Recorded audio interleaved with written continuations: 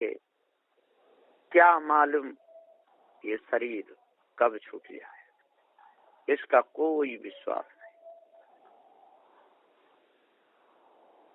पानी के बबूला के समान है, बबूला पानी पे आ रहा है, कहां पर फूट जाए कोई पता नहीं। इसलिए अपने जीवन को बचाना चाहिए चोरी, हिंसा, व्यभिचार से, ईर्ष्या, क्रोध, मान से, गाली, निंदा, झूठ से बिल्कुल बचाना चाहिए।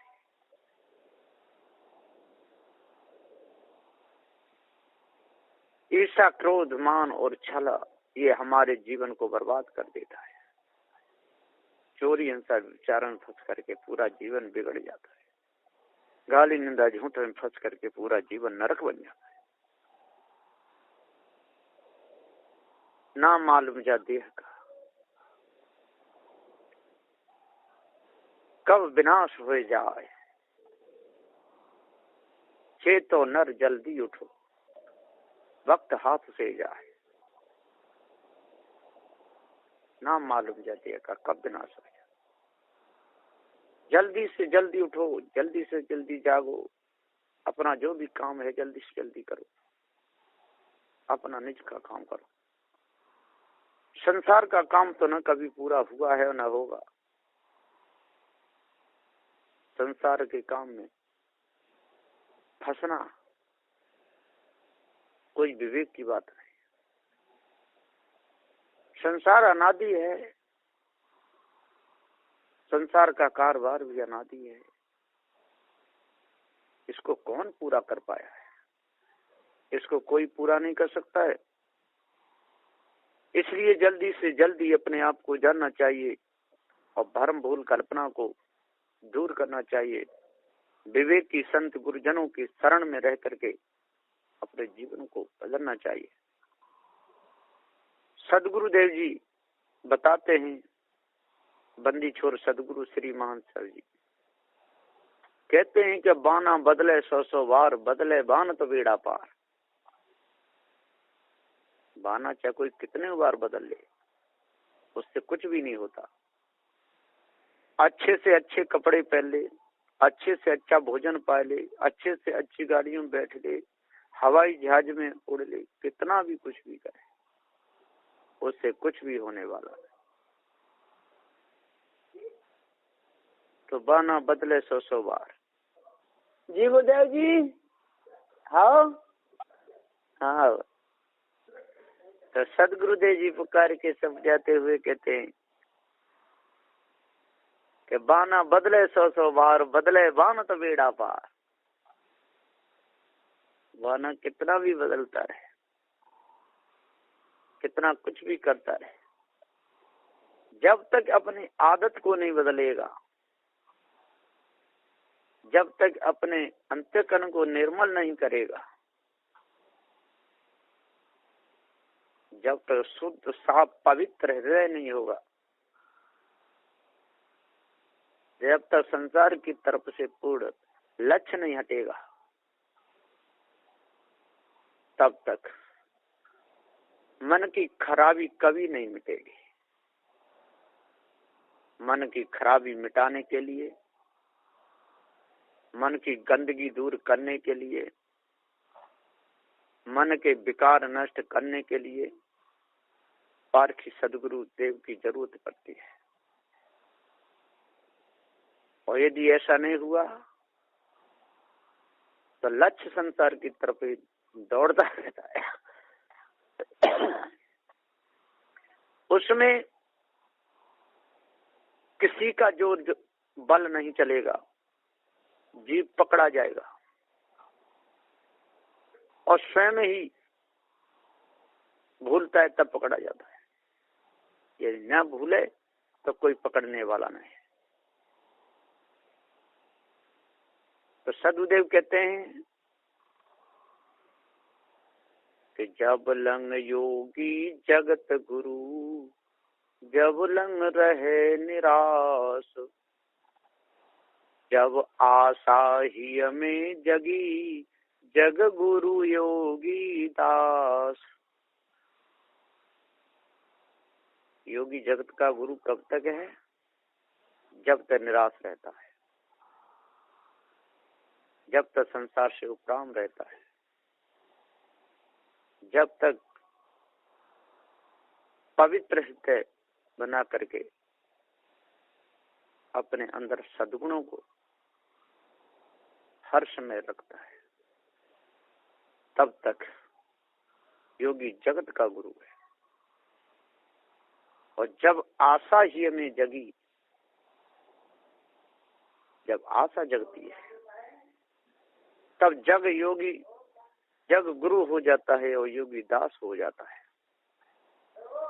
तो सदगुरुदेव जी पुकार के समझाते हुए कहते कि काम क्रोध मद लोभ में, काम क्रोध मद लोभ में सब जग डूबा जाए, जाको गुरु पारखी मिले वो ही फंद छुड़ा है। काम क्रोध में अंध भया और भूल में समय गमा है, भूल विवश धोखा में पड़ा, बुद्धि मारी जाए, जाकी भूल मिटी हृदय से वो ही योग कमा है। भूल अगर जो ना मिटी तो जग का दास रहा है। सदगुरुदेव जी पुकार के समझाते हुए कहते हैं, भूल मिटते ही, वासना की तरफ से लक्ष्य हटते ही, अष्ट महासयों की तरफ लक्ष्य आते ही योगी सारे संसार का गुरु हो जाता है। और संसार के प्रति लक्ष्य लगते ही, कामुकता हृदय में बढ़ाते ही, लोभ मोह हृदय में बढ़ाते ही, आशा तृष्णा हृदय में बढ़ाते ही योगी साधु संसार का दास बन जाता है। तो सदगुरुदेव जी पुकार के समझाते हुए कहते काव्य खोजो रे मन निर्मल संत फकीर, खोजो रे मन निर्मल संत फकीर। ओ निर्मल संत फकीर रे, खोजो रे मन निर्मल संत फकीर। हाँ, जड़ चेतन का ज्ञान बताते, निर्भय जीवन बनाते,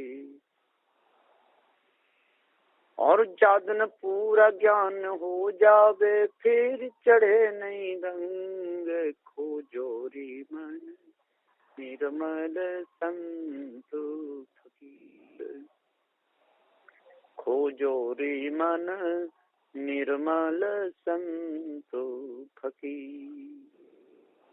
हाँ, ब्रह्मचारी व्रत में हो पूरा, हृदय में स्वरंग, ब्रह्मचारी व्रत में पूरा होवे और हृदय सुवे सुमंग। किसी बात की परवाह नहीं, निर्भय रहे निसंग, खोजो रे मन पूरा संत फकीर, खोजो रे मन निर्मल संत फकीर। हाँ, इस ब्रह्म की तजे कल्पना और चेतन पद में रहावे, इस ब्रह्म की तजे कल्पना चेतन पद में रहावे। हाँ, पत्थर पूजा से रह न्यारा, अरे करे निस दिन निज का रंग, खोजो रे मन निर्मल संत फकीर, खोजो रे मन निर्मल संत फकीर। हाँ, काम क्रोध मद मोह को तज के, काम क्रोध मद मोह को तज के भरम को दूरी भगावे। काम क्रोध मद लोभ को तज के भरम को दूरी भगावे।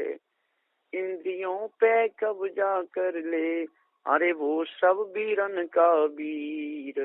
खोजो रे मन निर्मल संत फकीर। खोजो रे भाई निर्मल संत फकीर। आमान गुरु सत ज्ञान बताने और जग से करें न्यारा। मान गुरु सत ज्ञान बताकर जग से करें न्यारा। भूपेंदास चरणों में रोवे चढ़े न विष का रंग। पुजोरी मन निर्मल संत फकीर। हाँ भूपेंदास चरणन सिर नावे हर मिल गए पूरे वीर। खोजो रे मन निर्मल संत फकीर।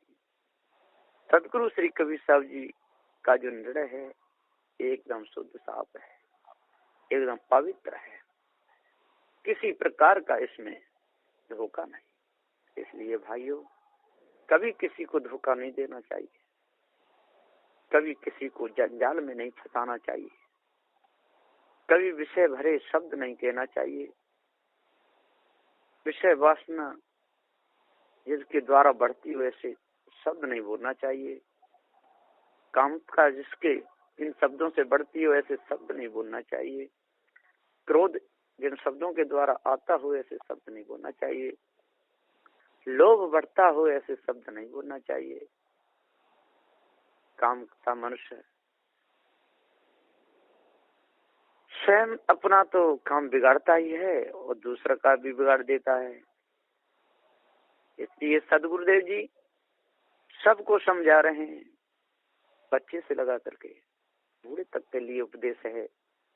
बंदी छोट सदगुरु श्री कबीर साहब जी का छोटे बच्चों को भी समझा रहे हैं, छोटी बच्चियों को भी समझा रहे हैं, जवान बच्चों को भी समझा रहे हैं, जवान बच्चियों को भी समझा रहे हैं। हम सब के लिए बंदी छोट सदगुरु श्री कबीर साहब का इतना अच्छा उपदेश है कि जो भी इस उपदेश को अपने हृदय में उतारेगा, जो भी इस उपदेश को अपने हृदय में धारण करेगा, उसकी कालमा रहेगी ही नहीं, उसके अंदर जंग रहेगी ही नहीं, उसके अंदर जड़ाध्यास रहेगा ही नहीं, उसके अंदर झूठी कल्पना बादशाह ही नहीं करेगी। वो पूजा करेगा तो अपने संत गुरुजनों की करेगा। जड़ाध्यास में फंस करके पत्थरों की पूजा वो कभी नहीं करेगा। संत गुरुजन पूरे पहुंचे हुए होते हैं, वो देख लेते हैं कैसा पात्र है, पात्र के अनुसार उसे ज्ञान देते हैं। वो समझ लेते हैं जिसका मन चंचल है, इसका मन इधर उधर डोलता है, तो किसी इष्ट को बता देते हैं और उसको परिपक्वता के लिए उसे समय देते हैं।